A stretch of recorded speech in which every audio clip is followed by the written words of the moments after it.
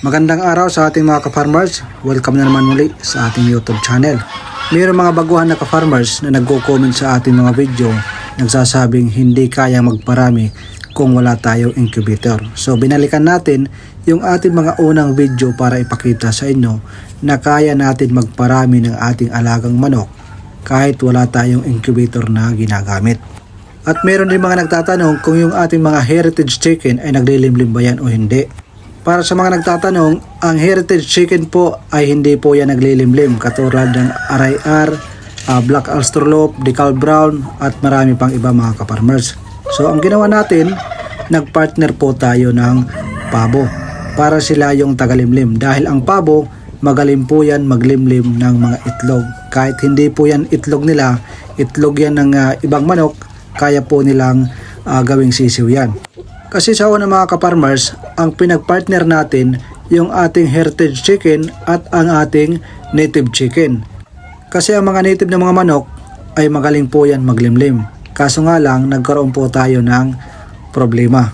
Kasi ang nangyayari mga ka-farmers, ang ating mga native na mga manok, kasi matatapang po yan, at yung ating mga heritage ay nag-aaway-away, lalo yung mga lalaki.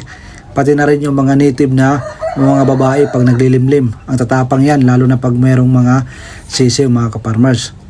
Kaya nung una yung partner pa natin yung heritage at saka yung mga native, marami tayo mga manok na mayroong mga bulutong. Lalo na pagdating sa mga sisiw at mga dumalaga, nagkakaroon sila ng bulutong. Kaya ang ginawa po natin mga ka-farmers, nag-isip po ako ng mas magandang solusyon.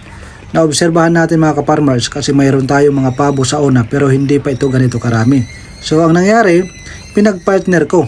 So nag-experiment po tayo, ipag-partner yung ating heritage chicken at saka yung ating mga alagang pabo. Ang kagandahan kasi ka-farmers, pag magkasama yung ating mga pabo at yung ating mga RIR at saka meron tayong mga Black Australorp dito mga ka-farmers, so hindi po sila nagtutukaan, hindi po sila nag-aaway-away kahit yung mga lalaki. Pas nag-aaway pa dito yung mga pabo na lalaki. Yun ang mga nag-aaway-away mga ka-farmers. Pero yung ating mga alagang heritage chicken, yung mga lalaki at saka lalaking pabo, hindi po yan nag-aaway. Yun po yung kagandahan. So yun po yung ating na-experiment at na-obserbaran na pwede nating maibahagi sa inyo na itong dalawa ay pwede silang pagsamahin sa isang kulungan, especially kung ang iyong space sa inyong bakuran ay maliit lang. Minsan nga yung ating mga alagang pabo at alagang mga manok dito, minsan nagkakatabi sila sa isang pugad mangitlog. So hindi po sila nag-aaway. At kahit naman sila mangitlog sa isang pugad ay makikilala naman natin kung kaninong itlog yung makikita natin. Dahil yung itlog ng pabo mas malaki ng konti at yung itlog ng ating mga RIR ay yung kulay is brown. So madidetermine natin kung kaninong itlog po yan. Pero kung mayroon kayong mga alagang native chicken at gusto nyong palimliman yung ating mga itlog ng ating RIR, yung ating mga Decal Brown, ayos lang mga ka-farmers. Mas maganda na paghiwalayin po natin ang kulungan. Iba yung kulungan ng mga ating mga native na manok at yung ating mga heritage chicken. Ang gagawin natin, kukuliktahin lang natin yung mga itlog nila at ipupunta doon sa mga naglilimlim na ating mga native na manok. So yun po yung paraan din kung wala po kayong pabo. So kung ayaw nyong gumasto na bumili kayo ng pabo, so yun po yung paraan para hindi po sila mag-away-away. Yan yung ating mga experiment na mga na-discover na gusto kong ibahagi sa inyo. Kasi mas maganda na yung nangyari sa akin at ibahagi ko sa inyo para hindi malaki ang inyong gastos. So kumbaga hindi na mangyari yung nangyari sa akin para sa inyo ay maging maayos na yung iyong pag-aalaga ng iyong mga manok at patuloy yung pagpaparami natin kahit wala tayong incubator na ginagamit kasi hindi naman lahat kayang bumili ng incubator. Kaya sa mga nag-comment sa mga nauna nating video, nagtatanong kung kaya ba natin makapagparami ng ating alagang heritage chicken, pwede po mga ka-farmers, nasa tamang diskarte lang po yan. So ayan, pwede po yung ating mga native na chicken basta paghiwalayin po natin at mas maganda kung pabo yung ating gagamitin kasi pwede natin pagsamahin sa isang lugar. Yan po yung ating nangyayari ngayon dito sa ating munting backyard farm. At para naman sa mga nagtatanong na ating mga ka-farmers kung ilan ba yung sukat ng ating lupa dito na ginawa, ito yung ating lupa dito sa ating mini backyard farm. Kasama yung sa harapan, kasama yung bahay is nasa almost 600 plus square meter lang po ito. So itong ating lupa dito is medyo maliit lang ito mga ka-farmers. So meron naman tayong medyo malaking lupa kaso medyo malayo. Ang gusto kasi natin dito lang sa ating likod bahay ay makikita natin kaagad at madali natin mabibisita, matitingnan kung meron pwedeng pumasok sa ating mga kulungan ng ating mga manok at yung ating mga pabo. Kasi minsan mayroong mga pusa, aso na nakakapasok, nagkakagulo yung ating mga alaga. So madali natin nasisilip, lalo na doon sa ating terrace, tanaw natin papunta dito sa loob. Kaya madali natin nakikita.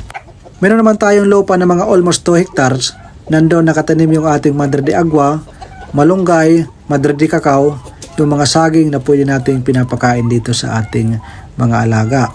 So sa susunod mga ka-farmers, napapagplanuhan ko yun kung tayo ay magbibitiw sa ating trabaho at magpo-focus na lang tayo sa farming business. Soon mga ka-farmers, i-open ko yun para makita nyo, mag-i-start po tayo kung magkano po ang ginastos natin sa mga low budget na pag-aalaga ng ganito. Low budget pero maganda yung view. Yun po yung aking gustong ibahagi dito sa ating YouTube channel. So marami doon mga pwedeng magamit mga ka-farmers na hindi kailangan gumamit ng bakal. Katulad nilang marami tayong kawayan na pwedeng magamit doon. Kaya sa susunod mga ka-farmers, abangan nyo, mayroon tayong planong magbitiw sa ating trabaho at simulan yung ating farming business. So ipapakita ko simula sa una sa mga bahay kung paano natin i-develop yung lugar para magbigay inspirasyon sa ating mga kapwa ka-farmers. Yun po yung ating plano. Pero sa ngayon, meron pa tayong trabaho. So focus lang muna po tayo dito sa ating malapit sa atin para kayang-kaya sa pagbibisita, para from time to time pwede natin makita at makasuyo tayo sa atin dito mga anak at yung ating asawa. Papuntahin lang natin dito sa likod ay madali nilang makikita. So medyo malayo-layo ngayon mga ka-farmers. Kaya susunod, abangan nyo mga ka-farmers, yun po yung ating ipapasilip sa inyo. At ito na mga ka-farmers, ito yung panahon na tag-ulan. Ang ginawa natin, meron tayo gulong, nilagyan natin ng rice hull dito sa gitna. At yung isa nilagyan natin ng rice tube, yung pagkatapos mag-ani. So ayan yun, yung mga dahon ng palay. So ginawa natin, nilagay natin yung mga itlog ng RIR at nilagay natin dito yung ating mga naglilimlim na pabo. So marami tayong napisa ng mga sisiw. So ayan po yung ating mga sisiw, nakahiwalay po yan sa ating mga malalaki. So pinagsasama-sama natin yan mga ka-farmers para hindi mamamatay at syempre maiwasan na rin yung pagkakaroon ng sakit katulad ng bulutong at syempre yung edad ay magkahiwalay po yan kasi hindi po natin pwedeng pagsasama-samahin yung mga malalaki kasi nagtutukaan yung mga sisiw minsan kaya nagkakaroon ng bulutong. So pagka nagkaroon pa naman ng bulutong mga ka-farmers, susunod na yan, karoon ng sipon at saka lalala yung sakit, kakalat. Kaya advice ko sa ating mga kapwa ka-farmers, mayroon po tayong hospital sa ating munting farm. So nakahiwalay yung ating mga may sakit na mga sisiw at saka yung ating malalaki. Kasi hindi po natin yan sinasama dito sa ating background, dito sa ating yard pag mayroon silang sakit kasi madadapuan yung mga walang sakit. So yun po yung ating mga ginagawa. Ayan po yung ating mga Red Bourbon. Ayan. Mahal yan mga ka-farmers, talagang sinadya talaga natin yan magkaroon ng mga breeding na yan para mapalitan yung ating mga native na mga pabo para malalaki na yung ating mga pabo na gagawin lechon pabo. So ayan po yung ating mga gustong mangyari dito. So ayan po, binabahagi ko lang sa inyo para magkaroon kayo ng idea at mag-inspire po kayo. So sa mga kapwa natin ka-farmers na nasa ibang bansa, yung mga abroad gusto magkaroon ng for good business. So alam ko yung mga iba may mga plano. Napakahirap magsimula pero tuloy lang mga ka-farmers. Sa umpisa mahirap pero tuloy-tuloy lang. Siguradong mayroon talagang makikita.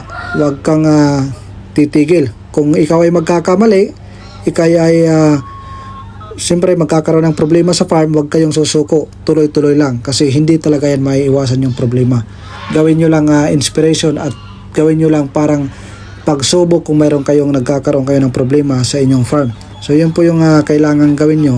Huwag po kayong mapapanghinaan ng loob pag nagkakaroon kayo ng problema sa inyong farm. So yan po yung challenge para matuto po kayo tulad ng mga nangyari sa akin.